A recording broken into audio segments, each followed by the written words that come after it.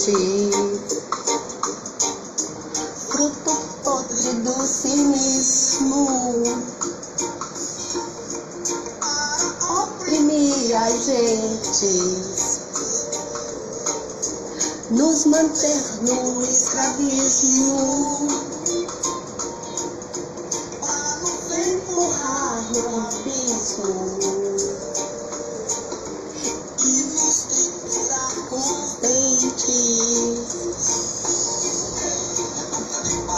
Pode crer, na nova Babilônia eu e você, pra moer, não é pra nós. Só pedrada pra jogar, está no ar. Fogo já. Pode crer, Babilônia eu e você, pra moer, pra nós.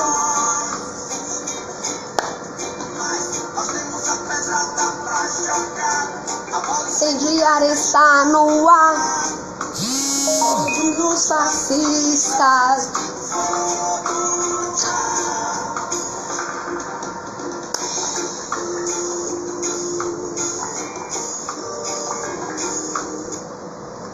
Isso aí, live leve, solta com Chico César, pedrada, vamos lá, eu vou ler para quem perdeu aí o início, 18 horas da nossa live, cada dia menos leve, sempre solta. Chico César, uma lembrança, Gabriel César, cães danados do fascismo babam e arreganham os dentes. Sai do ovo a serpente, fruto podre do cinismo, para oprimir as gentes, nos manter no escravismo, para nos empurrar no abismo e nos triturar os dentes. É república de parentes, pode crer, na nova Babilônia, eu e você, somos só carne humana para moer e o amor não é para nós, mas nós temos a pedrada para jogar, a bola incendiária está no ar, fogo nos fascistas, fogo já. Cães danados do fascismo babam e arreganham os dentes, sai do ovo a serpente, fruto do cinismo, mas nós temos a pedrada incendiária para jogar, a bola está no ar, fogo nos fascistas, fogo já. E é assim, nesse espírito insurgente, indignado, que nós começamos mais uma série do Live Leve Solta. No contexto agora, a democracia pode ser assim, porque nós estamos, claro, numa luta frontal contra o fascismo, mas a nossa posição é pela democracia. E nós que estamos acompanhando aí os últimos episódios de opressão, injustiça, violência, com marcas muito profundas de racismo institucional, de violência brutal, nos afirmamos numa posição política antirracista, antifascista e pela democracia. Nós somos a Manifesta Coletiva, uma movimentação cidadã feita de sujeitos que estão aí na política, que vivem a política, mas que querem afirmar um lugar político por democracia radical. E nós, quando convocamos essa série, a democracia pode ser assim, não estamos falando de uma formalidade institucional, não estamos falando apenas de participação, de democracia participativa, estamos falando de direitos, estamos falando que a democracia só existe quando estamos no campo do direito. E quando pessoas, uma boa parte da população está fora do direito, dos direitos universais, significa que a democracia precisa ser colocada sob suspeita. Precisamos pensar, estamos em democracia? O fato de ter eleição, ele não é sozinho norteador ou definidor de democracia. E é disso que a gente vai falar aqui agora. Ou seja, estar mais perto desse debate, mais perto do debate do que é a democracia. Nós nos inspiramos nesse livro para a infância, A Democracia Pode Ser Assim, da coleção Livros para o Amanhã. E é o amanhã que está em disputa e essa disputa já começou. Nós somos a Manifesta Coletiva pela Democracia, por uma democracia radical, com direitos para todas as pessoas. Se tiver pessoas fora do direito da saúde, da moradia, significa que nós não temos essa democracia. Quase 40% da população de Salvador não tem direito ao ônibus, ao transporte público. Nós precisamos colocar essa democracia sob suspeita. Não tem o direito da moradia, não tem o direito à saúde.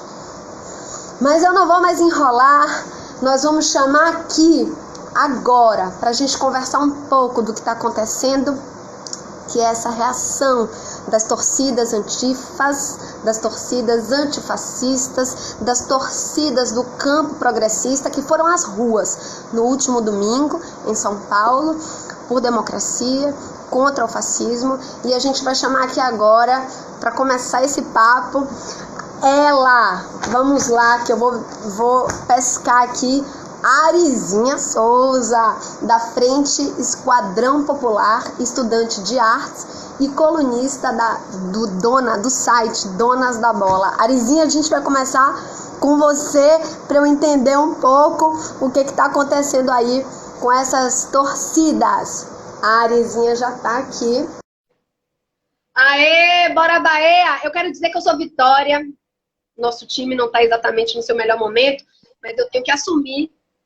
Mas meu filho, Bento... Arizinha, querida, que prazer! Cheguei! Eu estou contando aqui, desabafando que eu sou Vitória, mas meus filhos são Bahia e... Ah, então tá tudo em casa. É, meu filho Bento tem essa camisa aqui.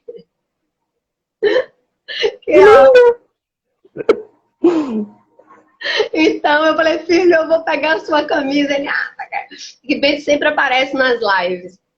Mas então, é uma honra conversar com você. Primeiro que as mulheres estão batendo um bolão, né? A gente viu o que aconteceu, né, na última Copa do Futebol Feminino, as camadas, né, que a gente trouxe para o futebol. E é um prazer, uma honra estar conversando com você, com as mulheres que estão no futebol, mas as mulheres que estão nas torcidas, provocando aí essa dimensão também de gênero, ou seja, o debate de gênero no contexto do futebol, esse lugar que querem nos tirar. Mas eu queria que hoje eu vou fazer igual a Anitta. Não, imagina, de forma alguma. Eu vou fazer igual a Anitta hoje. Arizinha, conta o que está acontecendo, porque eu não estou entendendo nada. Esse é o Brasil mais bonito que a gente pode viver, né? Você, Vitória, eu, Bahia, Daniel, que está chegando daqui a pouco também, Vitória. Mas é muito bonito ver que tá todo mundo com o mesmo propósito. Hoje a gente não está em lados opostos. Hoje estamos todos no mesmo lado, buscando as mesmas coisas, tentando entender as mesmas coisas, defendendo as mesmas pautas. É maravilhoso poder viver isso e acho incrível estar com você, inclusive. É maravilhoso estar aqui representando a FEP, porque tem muita gente boa, tem muito torcedor, muito sócio com ideias progressistas que estariam aqui no meu lugar tranquilamente, e talvez até melhor do que eu. Mas, assim, a gente tem um momento, a gente vem vivendo um momento, que não é de agora, na verdade, né? No nosso caso, por exemplo, do Bahia, a gente vem vivendo a democratização do clube desde 2013. Então, a gente aprendeu, na prática, na tora mesmo, baianamente falando, que a gente precisa ocupar os espaços. A gente precisa se associar, a gente precisa invadir esse espaço e chegar e dizer, olha, o clube é meu. Eu quero ter o direito de ser torcedora, mas eu quero decidir a vida política do meu clube.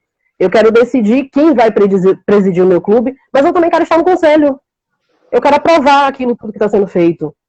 E acho que esse pedaço, eu não sei se é para todo mundo assim, mas para mim, principalmente, foi o que me trouxe para o lado da política no resto da minha vida. Foi você ver que se você pode fazer isso dentro do seu clube e você sente que é um orgulho surreal, absurdo você participar, tanto dos pedidos do processo de democratização, depois você poder votar num presidente, e quem sabe daqui a alguns anos ser conselheira, quem sabe daqui a alguns anos ser presidente. Desculpa, gente, tá? Eu posso sonhar. É um direito. Estamos aqui para sonhar. Estamos aqui. A gente não vai ficar nesse Brasil de Bolsonaro a vida toda. A gente vai sonhar com a participação política em todos os espaços institucionais, né? Para a produção de democracia. Eu aprendi muito sobre política dentro desse espaço, dentro do futebol. Então eu acho bem bizarro quando alguém fala assim, e futebol e política não se discute, não se mistura. Certeza? Ou você tá só querendo... Porque eu acho que é bem comum a gente usar isso. Futebol, política e religião não se discute. Não é que não se discute, é que a gente colocou na cabeça que se você tem uma opinião diferente da minha, eu não posso discutir com você. Porque ou eu vou lhe convencer e lhe obrigar a concordar comigo, ou então esse debate não existe. E aí a gente vai com essas ideias. Futebol e política não se discute. Não, eu vou discutir. Se discute sim. Se discute tanto que a gente hoje tem a Frente Popular, Esquadrão Popular, que é o quê? Não é um grupo político, mas não é um grupo que se manifesta, que se movimenta para ser presidente, para ser conselheiro. É um grupo de torcedores e conselheiros que são progressistas. A ideia foi o quê? Pegar em 2018 todas essas pessoas que estão espalhadas em vários grupos políticos do Bahia, porque graças a Deus a gente tem essa flexibilização, né? A gente tem vários grupos políticos dentro do próprio Bahia. A gente tem o núcleo de ações afirmativas do clube, a gente tem as torcidas organizadas, e eles só fizeram o quê? Vamos reunir todo mundo, vamos pegar todo mundo que é progressista e vamos sentar aqui, porque a gente precisa ficar junto, a gente precisa debater ideias, a gente precisa agregar, que é o que está acontecendo agora. A gente está se agregando, a gente está se juntando com outras pessoas, com outros movimentos, com outras torcidas, para defender o direito que a gente tem de votar, o direito que a gente tem de ir e vir, o direito que a gente tem de escolher as coisas. É um momento complicado, porque assim, a gente está vivendo uma pandemia, não é novidade para ninguém, mas a gente está vivendo a negação do nosso direito de viver. A gente tá vendo todos os dias corpos pretos mortos e um presidente dizendo, e daí? Justificando a truculência, a violência da polícia. E isso vai crescendo. Isso já cresceu num ponto que, assim, se a gente tivesse sufocado tudo isso lá em 2013, 14, no golpe de 2016, talvez a gente não precisasse hoje, no meio de uma pandemia, ir para as ruas lutar contra o fascismo.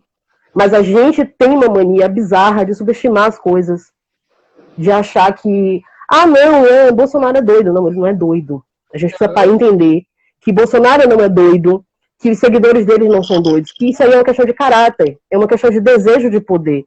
Essa ideia de militarizar o país é por poder, não é porque, eu acordei plena, quero ser presidente, vou derrubar todo mundo. Não, você quer isso porque você tem esse desejo de poder. E Bolsonaro fez o quê? Ele abriu as portas para que outras pessoas que pensassem como ele hoje pudessem chegar aqui e dizer, não, eu sou a favor do golpe militar. E é surreal você lidar com essas coisas. Você traz um debate super importante, que é um debate que a coletiva está propondo. Ou seja, nós somos sujeitos políticos porque tudo é política. A vida pública, a vida social, ela é formulada a partir da política. E existem inúmeros espaços institucionalizados, e os clubes de futebol são esses espaços, em que há um desejo de falar isso que você está dizendo, ou seja, política e futebol não se misturam. Por quê? Porque, na verdade, há por trás disso um desejo de retirar a participação popular desses espaços. Marighella dizia uma coisa super interessante, que a democracia brasileira ela tinha um defeito de origem, porque ela é uma democracia de conteúdo de elite. Então, nós temos uma tradição política e de produção de direitos que tem em seus conteúdos as demandas da elite. E, portanto, as instituições também têm a linguagem das elites. E muitas vezes essas regras e as instituições nos faz acreditar, né, nos impõem a ordem de que política e futebol não se misturam. Né? Ou seja, faz com que a gente acredite que esse espaço não é pra gente, ou que esse espaço não é um espaço para ser disputado. E a gente pode falar aí vamos falar do vereador Alexandre Aleluia, que tem feito esse papelão terrível em relação, ou seja, um torcedor, né? Trazendo um debate que é muito próximo, que ele faz em relação ao clube, é muito próximo do que ele faz, por exemplo, com escola sem partido. No fundo, é um desejo de dizer, olha, isso não se mistura, para tirar o debate da vida das pessoas, seja na escola, seja nos clubes, esses lugares fundamentais onde as vidas se realizam, esses lugares de desejo, de potência, de engajamento, porque o futebol é o lugar do engajamento. E, bom, mas eu te interrompi, me perdoe. Não! Eu ouvi, porque não é o meu tema. Não, a gente vê, por exemplo, Caio Ribeiro criticando Raí, dizendo que Raí não pode falar mal de Bolsonaro. Gente, imagina. Raí é somente irmão de Dr. Sócrates. Se ele não puder falar sobre política no futebol, quem vai poder falar? É muito bizarro, é muito surreal. E assim, você falou da questão do presidente. Você falou da questão do presidente, foi uma das coisas que mais me deu asco esse ano, foi ter visto aquele infeliz com a camisa do meu clube, passeando no jet ski, enquanto as pessoas estão morrendo, enquanto ele simplesmente responde daí. As pessoas estão morrendo. O Bahia tem uma pauta progressista, o Bahia tem um núcleo de ações afirmativas que pesa muito sobre isso, sobre a causa LGBT, sobre as mulheres, sobre a demarcação indígena, sobre tudo isso. E de repente você vê Bolsonaro vestido com aquela camisa. Não foi uma coisa que ele acordou e fez assim, eu vou vestir essa camisa hoje no guarda-roupa. Ele faz as coisas muito de caso pensado. E a gente precisa entender isso para poder combater ele. A gente precisa parar de dizer, ele é louco. Não, ele não é louco. Ele faz tudo muito articulado, tudo muito organizadinho. Toda vez que ele dá 2 passos para trás, ele já deu 5 para frente e você tá achando que você ganhou porque ele recuou 2 passos. Não. Hoje mesmo, acho que foi hoje, se eu não me engano, foi ontem, porque a gente já chega no momento dessa pandemia que a gente não sabe mais em que dia a gente está, né? Mas ele falou sobre a questão das pessoas não irem, os apoiadores dele não irem para as manifestações. A gente sabe que eles vão. A gente sabe que por trás disso ele tá lá dizendo, vai sim, senta a porrada, vai lá, fica pelo meio, se infiltra, procura confusão, porque a ideia dele no momento, e isso eu acho que é muito óbvio para todo mundo, mas a gente tem que ficar batendo nisso, principalmente para quem vai para as ruas, é que eles querem que você entre na provocação, crie um caos, para eles transformarem o movimento em algo terrorista e proibir a esquerda de ir para a rua, de ocupar os espaços. A ideia é colocar os militares em cima das pessoas ao ponto de você não poder mais se manifestar. E é disso que a gente está tratando. É do direito de ir e vir, é do direito de você se defender, é do direito de você produzir pautas importantes. Ontem eu estava conversando com um amigo meu, que eu acho que é muito assustador, o mundo que a gente vai deixar para os nossos filhos. Eu hoje tenho medo de ter um filho, porque a sociedade que a gente está vivendo, tudo que a gente está vivendo nesse momento, fico pensando, eu vou colocar uma criança no mundo para ser um novo Miguel, para ser um novo João, para ser morto pela polícia ou para ser morto pelo capricho de uma dondoca. É muito difícil, é muito complicado. A gente não está lidando... Todo mundo, a maioria dos países estão lidando com a pandemia. A gente está lidando com a pandemia, a gente está lidando com o racismo que chegou num grau absurdo, a gente está lidando com um presidente transtornado, com sede absurda de poder, e a gente está lidando com seus apoiadores ensandecidos e querendo alimentar isso. É muito doloroso. E o mais doloroso disso tudo, no momento, pelo menos para mim, eu preciso pensar se eu posso mesmo ir para a rua, porque eu não moro só. Nesse momento eu sou responsável por mim, pelos meus pais, pelos meus afilhados que moram aqui então, e estão sempre comigo. Então, eu não posso simplesmente dizer para quem está me assistindo, vai para a rua assim. Não, é irresponsável. Vai para a rua se você puder ir, porque, me representa. Porque eu ainda estou refletindo se eu vou, como eu vou, o que vai dar para fazer. Eu brinquei essa semana no Twitter. Alguém pode me abrigar por 15 dias? Eu vou abrir mão de trabalhar 15 dias para ir. Porque eu acho que é importante. Eu acho que a gente precisa defender isso. E quando você vê, por exemplo, alguns outros grupos e algumas outras torcidas tirando o pé e dizendo, veja bem. Um negócio que começa com veja bem, com mais você sabe onde acaba, né? Não concordo, porém concordo, né?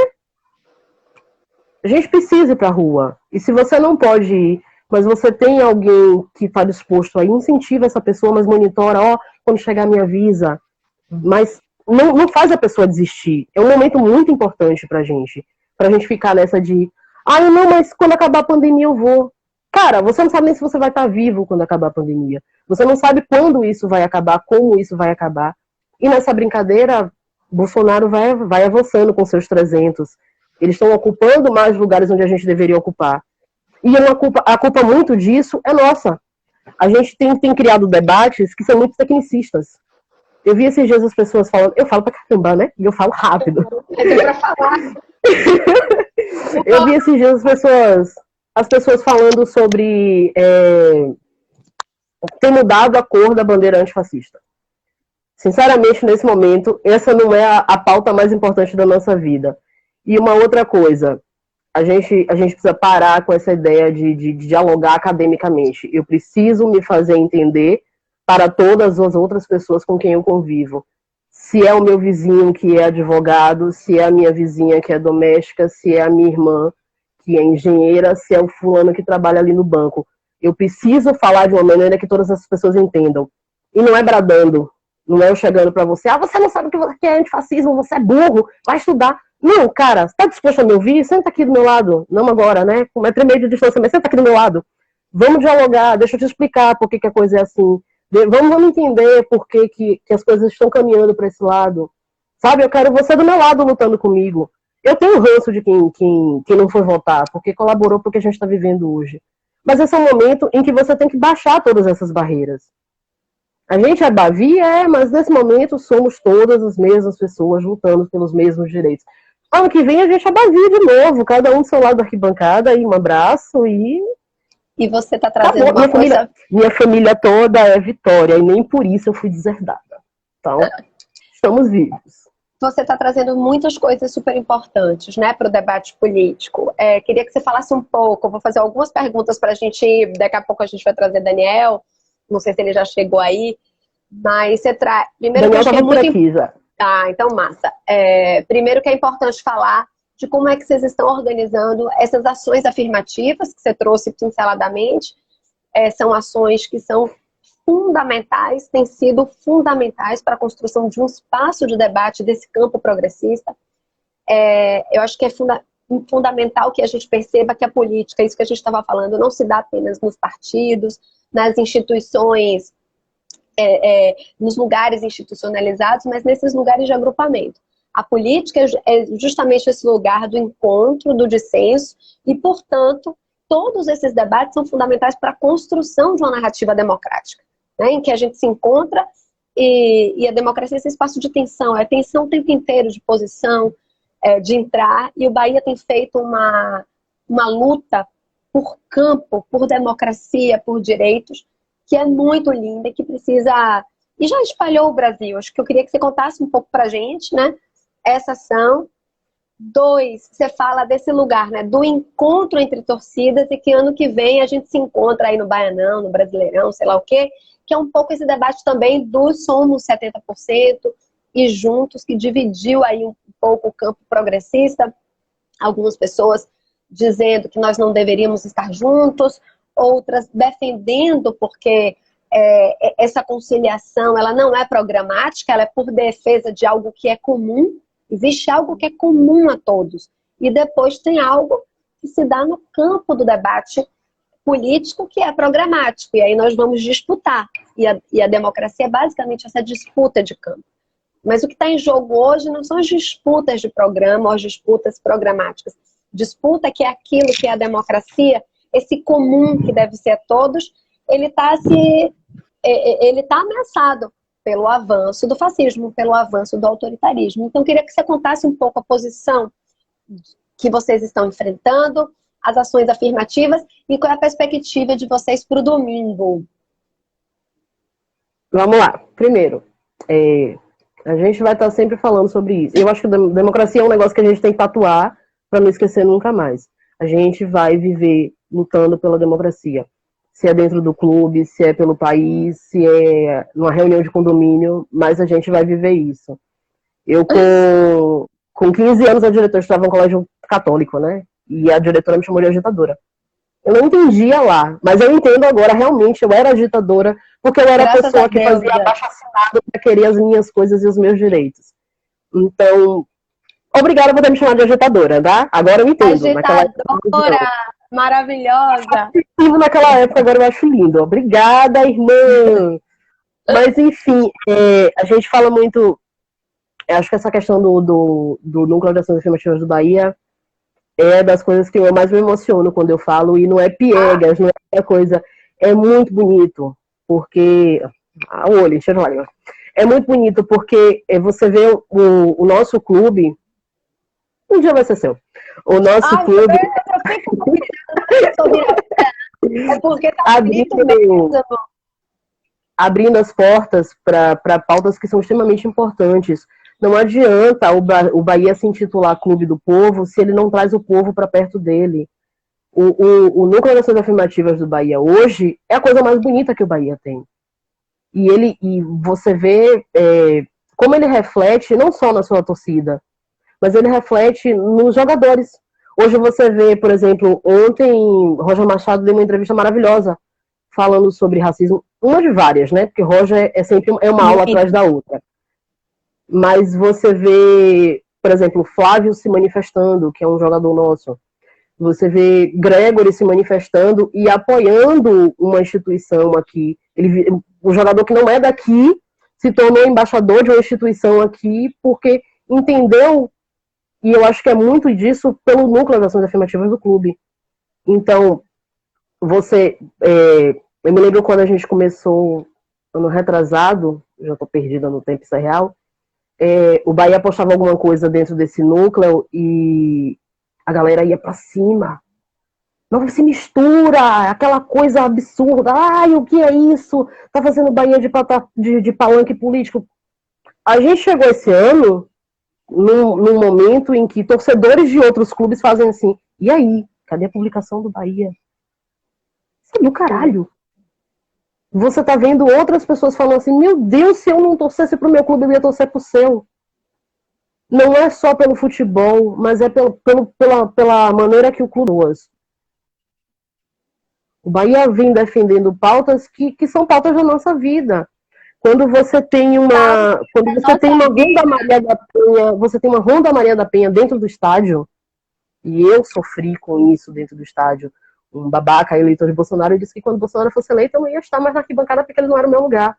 Então você vê mulheres ocupando esse espaço, né? Você vê que se você ocupar e alguém quiser te tirar, tem uma ronda lá dentro. Tem um aplicativo do clube que você pode acionar a ronda sem nem você sair do seu lugar. Isso é uma coisa que o clube está fazendo por você, por mim e por qualquer outra mulher que estiver no estádio. Você vê uma campanha no Dia dos Pais, a gente falando sobre pais que não assumem os seus filhos. Paternidade responsável, né? E aí você simplesmente coloca aqui que eu moro do lado da Fonte Nova, né? Você simplesmente coloca na loja do lado na Fonte Nova para fazer teste de paternidade. E com todo o aparato jurídico para isso. Não é um discurso bonito, é prática. Quando você pega os índios e leva para dentro do gramado, não porque é bonitinho e tá cheio de pena, mas você faz um vídeo como foi feito naquela época, e foi um vídeo muito bonito, que dizia que sem demarcação não há jogo, e você entende que sem a demarcação... Foi lindo aquilo, foi lindo. Você entende que o Bahia, ele parou com uma coisa que todo mundo devia parar. A gente precisa parar de ter discurso bonito. É legal você dizer assim, nossa, eu queria mudar o mundo, mas eu tô sentada aqui e eu não tô fazendo porra nenhuma para isso. Enquanto as pessoas estão lá fora fazendo, acontecendo. Você doar uma cesta básica hoje, você tá mudando a vida de alguém. Você não vai fazer o mundo melhor, mas você fez a vida de alguém melhor. E o Bahia trouxe muito isso pra gente. E o Bahia agora achou pouco, né, com tudo isso que ele já vem fazendo, Ele pegou, a gente tem um plano bermuda e camiseta, que são para as pessoas que ganham até um salário mínimo e tal, que não pode pagar o que as pessoas normalmente pagam no plano de sócio, e está doando, junto com os torcedores, cestas básicas para essas pessoas, para que essas pessoas consigam se manter sócias e se manter vivas. A nossa necessidade hoje é de se manter vivo. Mas você tem que se manter vivo e você tem que olhar para o seu clube e você se sentir pertencente dele. Você tem que fazer parte daquilo ali. E uma das coisas que as pessoas sempre falam sobre o núcleo é: tá virando plataforma política, vai virar palanque. Ok, eu entendo que muita gente vai ganhar notoriedade, e isso é natural em qualquer esfera. Quando você faz alguma coisa para o povo, você ganha notoriedade, não importa onde você esteja. Não à toa, Big Brothers viram outras coisas nessa vida, mas enfim.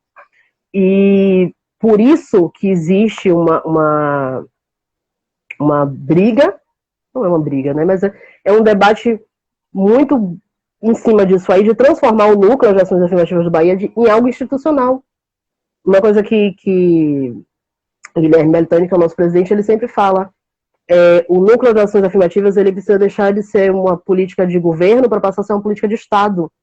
Sim. Não é uma coisa Guilherme Belitani, é uma coisa Esporte Clube Bahia, porque assim que acabar o mandato dele, a gente vai ter que seguir com isso. A gente que está no grupo ali, junto com a galera debatendo sempre, e o próprio Bahia, porque as outras instituições começam a cobrar.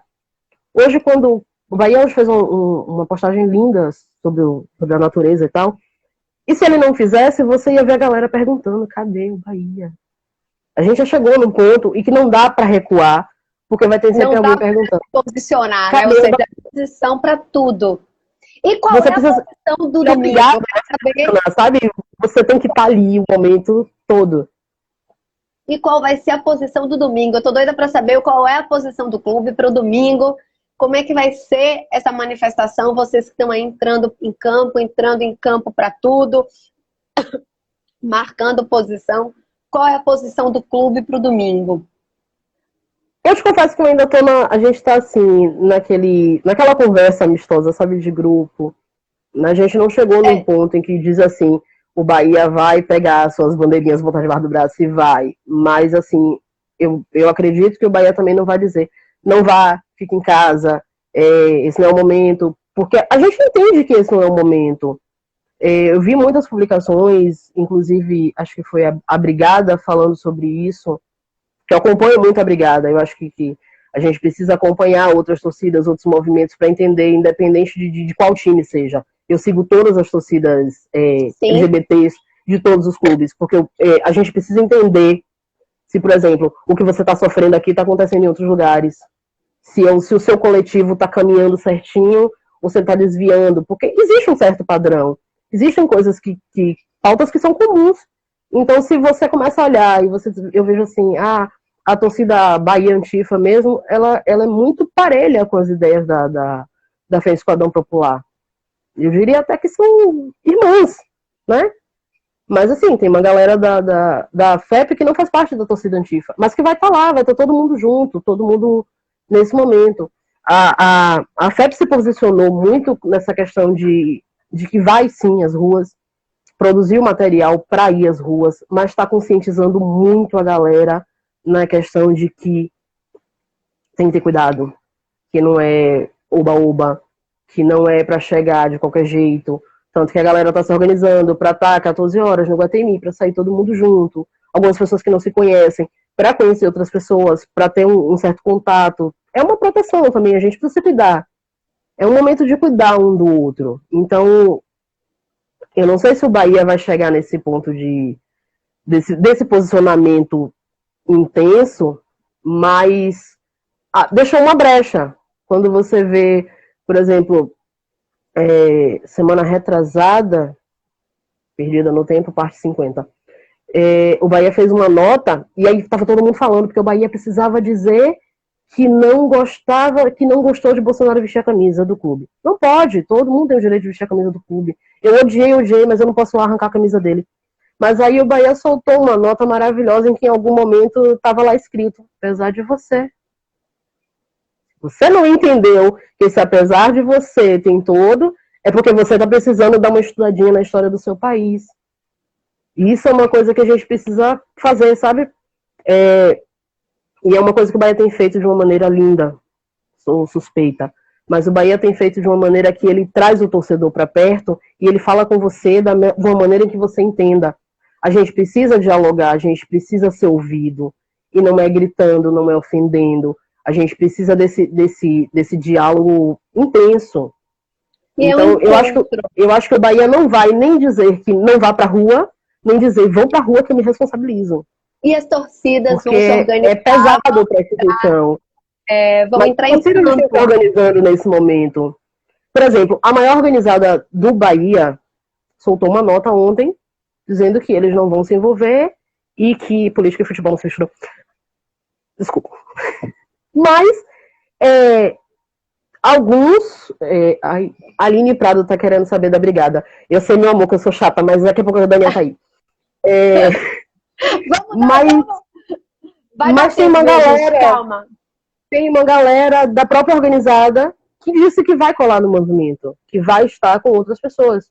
Então, é massa você ter essas torcidas, ter esses movimentos e saber que você pode contar com isso, mas que nesse momento não é a camisa do seu time que vai pesar, é o coletivo.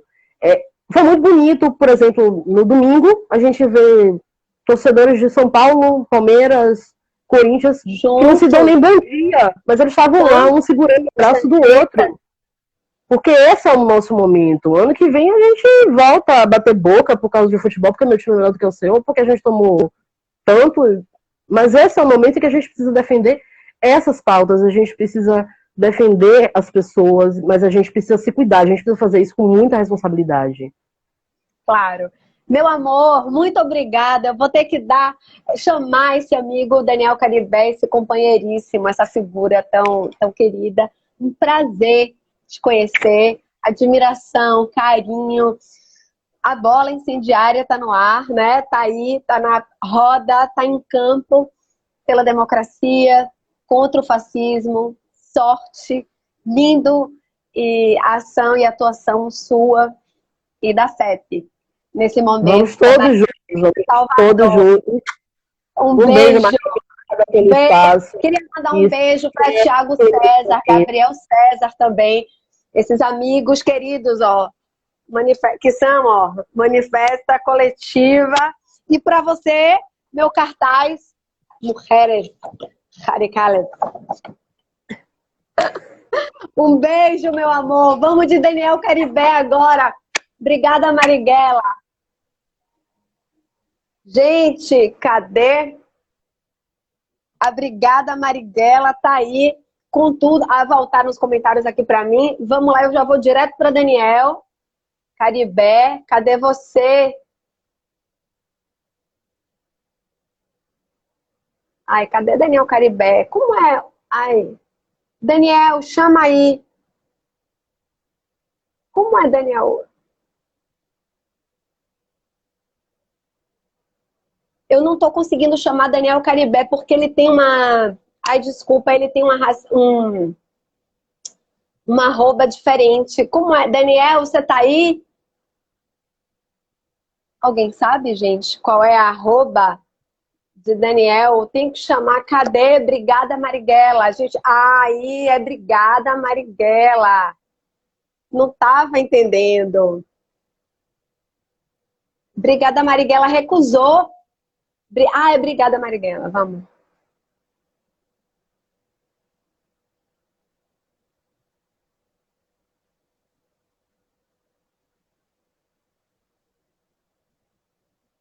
Ai, meu Deus. Dulce Aquino, meu amor, a gente tem que fazer a nossa live.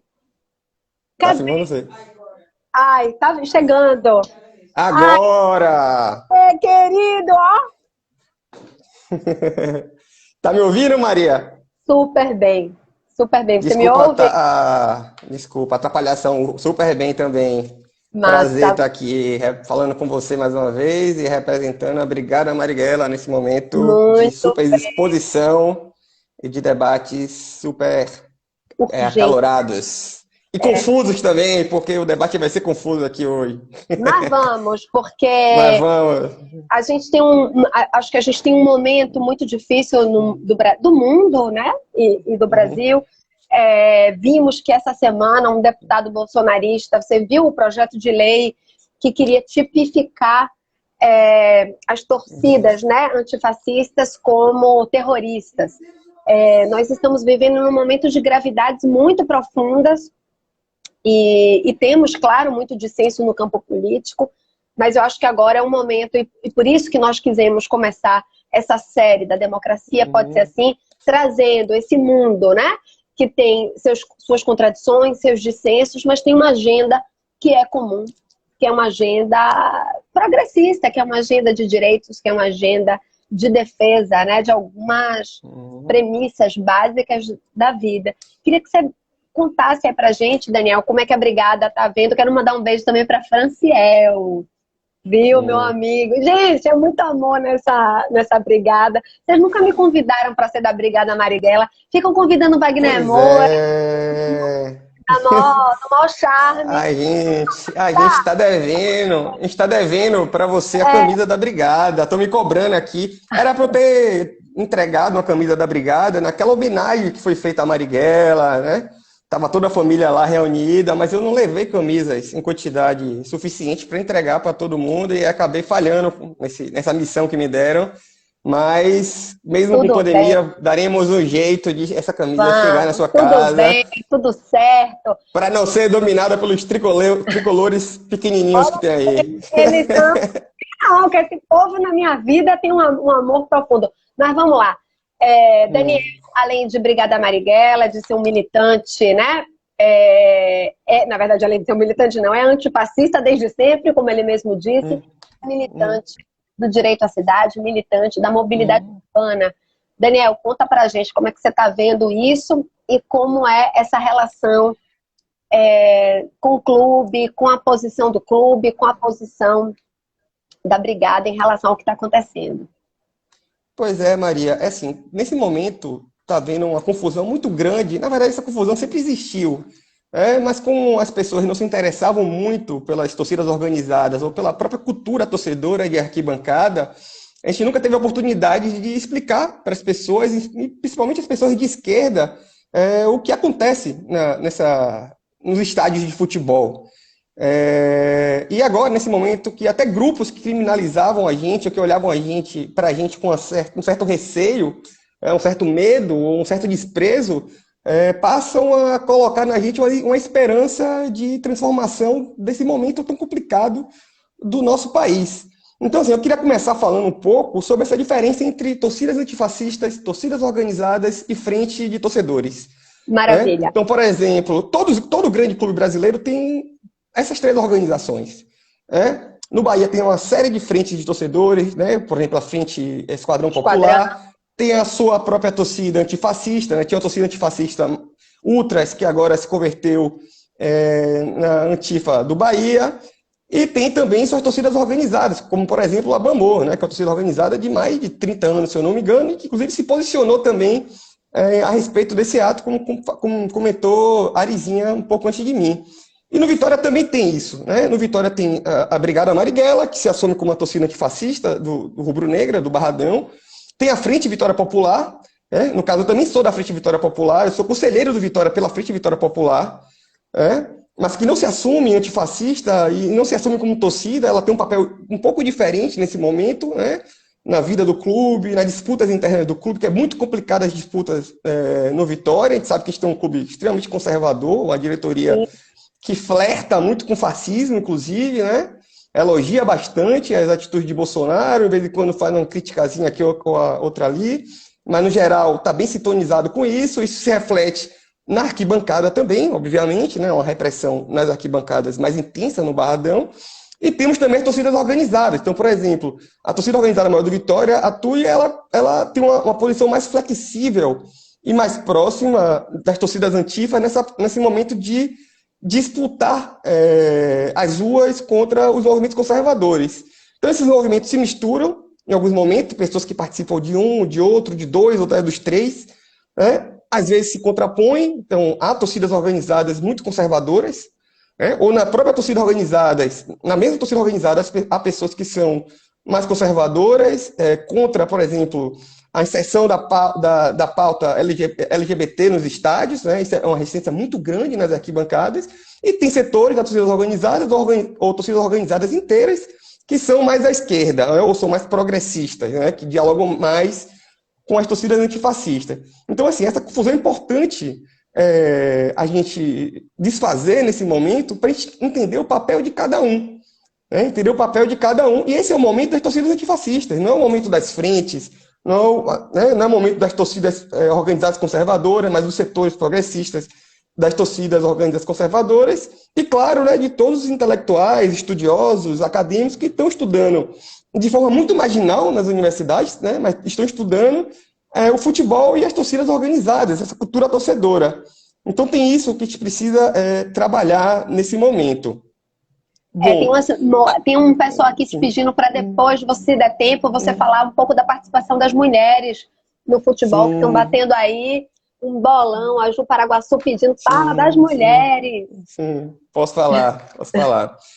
Não, eu posso até falar logo agora disso, depois eu falo um pouco dessa história dessas disputas no Barradão e a proposta da Brigada Marighella para esse momento. Inclusive, Ju está ajudando a gente, né, da frente Vitória Popular, aí eu estou falando enquanto conselheiro do Vitória e não enquanto representante da Brigada Marighella. A gente vai lançar amanhã uma campanha em apoio ao futebol feminino, porque a diretoria do Vitória, né, não sequer repassa o recurso emergencial que a CBF passou para os clubes para apoiarem as atletas. Então, o Vitória, que era um clube pioneiro no futebol feminino, desde a década de 50 a gente tem time de futebol feminino, né? Um time que explora muito pouco sua própria história, né? Pioneiro no futebol feminino, a gente tem, né? Somos o único clube nordestino disputando a Série A do Campeonato Brasileiro, né? Quase nos classificamos no ano passado para as fases decisivas. Nossos atletas, alto nível do ano passado, né? Alto nível, e nesse momento, né, com a diretoria atual conservadora, né, que tomou posse dizendo que mulher não vai pisar no gramado do Barradão, dissolve o time feminino e monta um time de mulheres guerreiras, né? Todo amor para essas atletas, mas elas não estão preparadas para disputar um campeonato de alto nível e nem tem o apoio do clube, nem financeiro, nem de estrutura, nada. Né? E o clube sequer estava pagando para essas atletas uma remuneração básica, e nesse tipo de pandemia, que o clube de futebol feminino foi suspenso, como o masculino, elas não estão recebendo nenhum tipo de ajuda. Aí a frente vai lançar amanhã uma campanha, vai bombar essa campanha, todo mundo tem que comprar as camisas, tem que dar esse dinheiro para essas atletas. Claro. É um crowdfunding que a gente vai fazer no Benfeitoria, se a plataforma apoiar a nossa proposta, que é para repassar esses recursos para as atletas de futebol feminino. E aí, né, essa campanha é da frente, não é uma campanha da Brigada, mas obviamente a Brigada vai apoiar essa campanha, porque é compromisso da Brigada também lutar contra o machismo, contra a homofobia, contra o racismo, pela democratização do futebol, né, defender o nosso santuário popular, que é um dos poucos estádios do Brasil ainda de caráter popular, né, ele não se adenizou ainda. Então, para a gente é uma questão muito sagrada isso, um estádio encravado num bairro popular de Salvador, no miolo de Salvador, de caráter extremamente popular, ainda muito democrático, com poucas divisões internas, uma circulação ampla, uma história de cultura torcedora muito grande, né? Então, defender a profissionalização do clube, a democratização e tal. E, claro, que a pauta da Brigada Marighella, aí não falando mais como representante da frente, conselheiro do Vitória, e... defender essa luta antirracista e antifascista que agora está em evidência. Mas é isso assim, na Brigada tem mulher pra caramba, né? Eu acho que é a organização que eu participei que mais tem mulheres de todas da esquerda, eu já participei de muitas, né? Partidos políticos, MPL, Direita Cidade, enfim, 20 e tantos anos de militância, e foi na torcida de futebol, foi uma torcida antifascista que eu entrei na organização que as mulheres têm mais protagonismo e têm o maior peso proporcional e nos espaços decisivos na minha vida toda. Né? É uma experiência fantástica assim, para mim isso. Estou aprendendo um bocado nesse espaço. Os debates são calorosos, né? São quentes, são intensos. Né? Já foram mais. Acho que nesse momento a gente conseguiu criar um lugar comum, né? Para a gente fazer nossas ações. Mas muitas mulheres aqui construindo as coisas e as pautas estão sempre colocadas. Assim. Inclusive, força das mulheres na brigada, né, foi...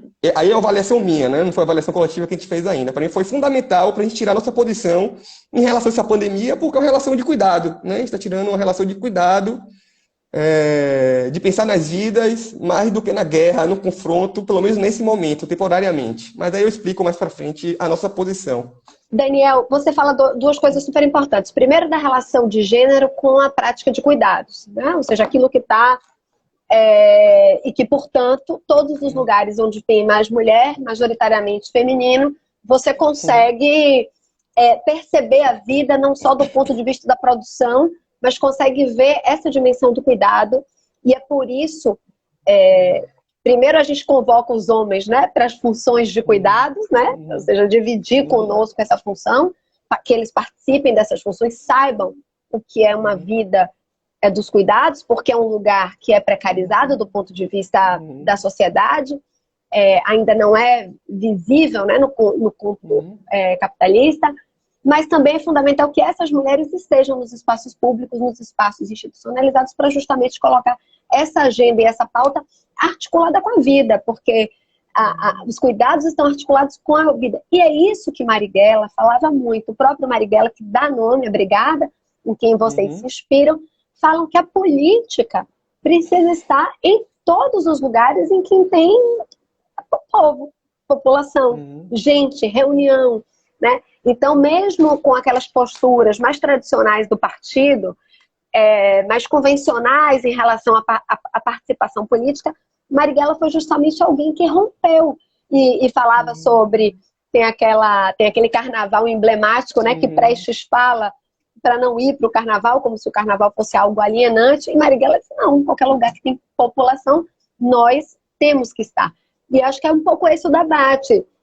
O futebol é esse lugar de congraçamento de vida, de produção, de mobilização. É uma mobilização, claro, como você fala, para uma dimensão, mas é nessa reunião que outras nuances da vida podem aparecer. E aí eu queria um pouco que vocês contassem como é esse dia a dia produzindo essas disputas, como você está falando, dentro de um clube que está num péssimo momento. E aí não estou falando só da postura do presidente ou da sua diretoria, mas eu estou falando de práticas que não são democráticas, ou seja, sem eleição, enfim. Queria que você contasse como é essa... Alguém está falando aí, Marighella falava... perdi. Enfim, queria que você contasse aí um pouco organização e estratégia. É isso mesmo. Eu estou aqui. Organização e estratégia. Primeiro uma experiência minha, um relato pessoal, né, que eu acho muito importante compartilhar nesse momento, já sei que tocou nesse assunto, que é assim, a minha primeira organização política na minha vida toda foi uma torcida de futebol. Né? Com 16 anos eu estava na fundação dos Imbatíveis, que é a torcida organizada, maior torcida organizada do Vitória hoje, que tinha uma postura muito combativa na época dessa fundação, né? Ela criticava muito o atual presidente, que na época era o presidente, depois ele saiu e agora ele voltou, né? E continua na guerra com a torcida, né? Incrivelmente, essa disputa entre a torcida e o presidente continua, mas foi uma torcida organizada e foi a cultura do estádio a minha primeira experiência organizativa, né? Minha primeira experiência política, e só depois eu percebi que era uma experiência de organização política, que expressa muito os canais que os jovens têm hoje, ainda hoje, né, de experimentarem algo para além da escola, para além das suas comunidades, né, uma forma de inserção muito ampla. Então, essa experiência de organização política marcou minha vida toda, né, esse caráter popular, esse caráter contraditório das organizações populares, né, que falta muito nas pessoas que começam a militar nas universidades, onde se busca muito a pureza, a perfeição, a linguagem. É muito, muito cruel e muito punitivista com aqueles que estão iniciando, que aqueles que não dominam a linguagem perfeita, né? Então, esse caráter popular da minha primeira experiência, esse caráter contraditório da minha primeira experiência, eu acho que diz muito sobre a minha trajetória, né? Uma opção pelos movimentos sociais, por exemplo, ao invés dos partidos políticos, e um pouco de olhar atravessado do movimento estudantil e mais focado na educação popular e no direito à cidade. E aí, muito tempo depois disso, né, esse foi em 98 que eu comecei essa organização, em 2012 para 2013, a gente nós ganhamos um presente que foi o livro de Mário Magalhães, esse livro que está atrás de você aí, com a biografia de Marighella. E aí, lendo esse livro, a gente descobriu que Marighella era um rubro-negro. Depois, Mário Magalhães falou pra gente que ele confirmou isso com Clara Scharf e uma das irmãs de Marighella, que hoje já não está mais viva, né? Sua tia-avó. Mas Clara está viva, a gente até visitou ela no ano passado, foi um momento massa, um momento maravilhoso da Brigada, da minha vida também. E aí, em 2002, 2003, a gente recebeu esse livro, a gente viu que Marighella era rubro-negro, né? Infelizmente não conheceu o Barradão, né? Mas era rubro-negro. E aí a gente já tinha uma cultura de esquerda na arquibancada do Barradão. Não, obviamente não é todo o Barradão, mas quem tinha uma história na esquerda e frequentava o Barradão se conhecia, né? Tinha grupo de WhatsApp ou de Facebook, nem lembro mais. E aí a gente começou a se articular, criar uma identidade, né? Algo mais como brincadeira. Não era ainda uma torcida antifascista, né? Isso foi há 7 anos atrás. A gente não tinha um fascismo ainda de forma tão clara e organizada como temos hoje no Brasil. Sequer tinham acontecido as mobilizações de 2013, que mudaram radicalmente a história do país. Então a gente começa a se organizar ali enquanto grupo de esquerda e a gente criou uma cultura entre a gente de crítica, de guerra, às vezes, mas também a gente aprendeu a se tolerar, né? Esses primeiros anos da Brigada Marighella foram muito importantes, porque tinha gente do PSTU, gente do PT, gente do PSOL, gente anarquista, autonomista como eu, né? Enfim, né? Feministas, movimento negro. Era uma pluralidade muito grande e o debate era muito intenso e às vezes muito ríspido. E aí a gente teve que aprender a lidar e construir uma certa linguagem comum para a gente poder, né, sobreviver e conviver.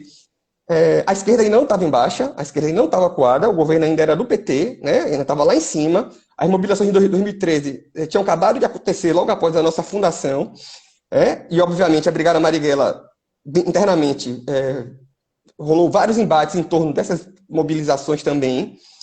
E essa cultura entre a gente permitiu que a gente desse um salto para uma organização mais ampla, uma organização que conseguisse dialogar com mais setores da esquerda, conseguisse atrair mais setores da esquerda do que um setor mais da extrema esquerda, mais radical, que é a história do antifascismo, na verdade. Então, por exemplo, eu me filio a essa tendência mais de extrema esquerda, né? Tenho uma ligação com movimentos MPL, né? Já fui da MPL, já fui... tenho muitos companheiros anarquistas, autonomistas, muita gente do PSOL também. Então, a gente conseguiu essa abertura que eu acho que nesse momento é importante para a gente se constituir enquanto uma torcida antifascista capaz de abarcar a pluralidade que é a esquerda, nesse momento tão necessário de formações de frentes, de unidade mesmo para combater o fascismo e também o racismo, obviamente. Né? A gente precisa definitivamente colocar essa questão no centro dos debates e no centro das nossas práticas. Então, a Brigada Marighella surge nesse contexto, né? O Vitória elege. A Vitória está no processo profundamente também profundo de renovação, de democratização, né? Chegou a eleger um presidente de forma democrática no Vitória, alguém que flertava muito mais com a democracia, muito antes do Bahia, inclusive, né? Muito antes de Belintani. O Bahia estava num processo muito ruim naquele momento ainda, estava sendo de jogar, enfim, né? Uma crise muito profunda. E o Vitória estava num processo de democratização muito grande, onde esses grupos de esquerda, né, essa nossa luta dentro do Vitória pela democratização estava aflorando, estava dando frutos. Uma luta que vem muito tempo também, né? A gente estava organizado. Franciel aí é um guerreiro dessa luta pela democratização do Vitória, de não sei desde quando. E aí a gente consegue também construir isso dentro do Vitória, até que a democracia do Vitória começa a ruir devido... E aí fica de alerta para o Bahia e qualquer outro clube que está no processo de democratização, de euforia, né? Resultados ruins em campo, né? Reverteram completamente aquela subjetividade da torcida do Vitória em apoio à democracia e à participação e colocaram a culpa na democracia e na participação do fracasso do time. É como se a democracia fosse menos eficiente do que o autoritarismo e agora que o fascismo. Então a gente tem que ter muito claro disso e usar os clubes de futebol, inclusive, como metáfora. Porque se o governo Bolsonaro estivesse dando certo, nós não teríamos só 15, 20, 25% de apoio. Nós teríamos 70% de apoio a esse governo e nós seríamos nós os minoritários. Vai acabar. Assim, 20 segundos. O que é que eu faço? Quer se Acaba despedir? tudo? Ou quer Não, voltar, então, tanta coisa, você que sabe, tanta coisa para falar. A gente nem falou do nosso ato, nossa participação. Bom, a gente está organizando atos. A gente está organizando atos eu vou voltar, menores. Viu? Porque não vai rolar. Eu vou voltar com então, você. Então vamos voltar. Vamos voltar.